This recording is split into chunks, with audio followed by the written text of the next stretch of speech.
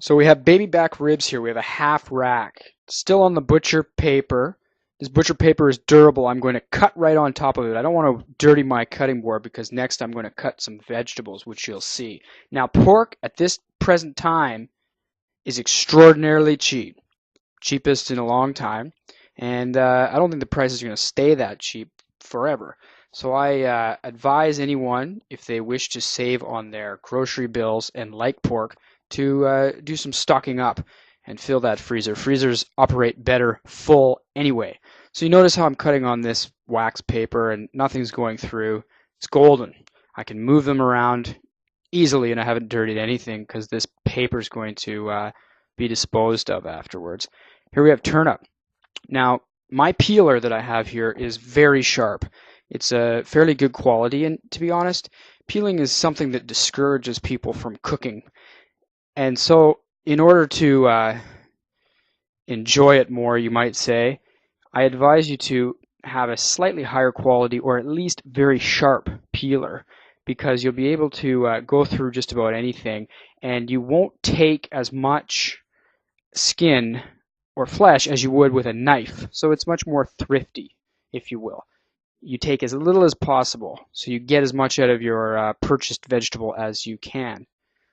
So here we have our little baby turnips, and so far we have pork. And we're going to cook this all in the pressure cooker. Now I have kombu here. The green stuff is actually dried seaweed, ginger, and garlic. That's it. This is where the flavor is coming from.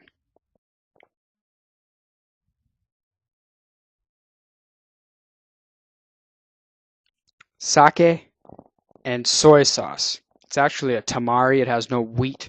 It's just a personal preference. So here's our pressure cooker. And here are our baby back ribs. They're going straight in from the wax paper, and I'm going to dispose of this paper.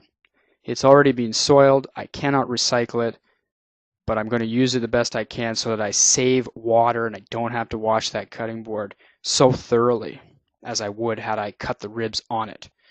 Ginger, garlic, and the kombu. My sake. Sake is going to provide nice flavor. This is a quasi-Japanese dish, you may say.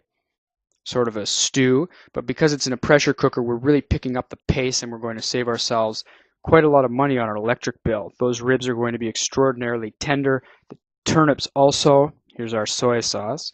And so by achieving this tenderness more quickly, we're going to save on our electric bill. And you'll notice, although I don't show the real-time video, these are ready in about 18 minutes, extremely tender, and this would not be the case if we didn't have a pressure cooker. So sake, the turnips, baby back ribs, kombu, garlic, and ginger, and now water. I'm just going to top it up. Place my lid tightly on top. This is actually the first time I've used a pressure cooker. I've been a chef for a very long time, but I was honestly a little sheepish with this thing.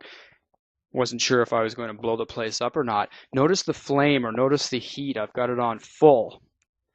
I have it on full for almost the duration of the whole cooking process. Notice the steam that's just starting to begin to come out of the thing. It's picking up pace. And the pressure cooker sort of pulses. It's intermittent, the release of the steam, and it allows the liquids to get to a much higher temperature than they normally would if it just had a regular lid on top. So that's what speeds up the cooking process. Here I'm releasing the pressure. I've cooked it for what I believe is long enough time. It turns out it was. And so I'm releasing the pressure safely, sheepishly. And now I'm opening the lid. You notice there's a lot of pressure in there still, a lot of steam, and still simmering hard. But everything is cooked. You'll see how tender those turnips are with my fork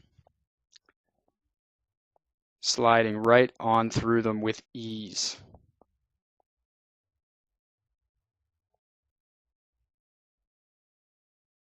So I've confirmed that everything is cooked. Normally these turnips would take about 3 times longer than they actually took. to get to this stage. And this is a meal ready to go. I'm going to serve it in this broth because it's very flavorful. It's a pork and turnip stock. And here you have the dish. Baby back ribs, baby turnips, and kombu, ginger, garlic, soy, and sake. It's a great dinner.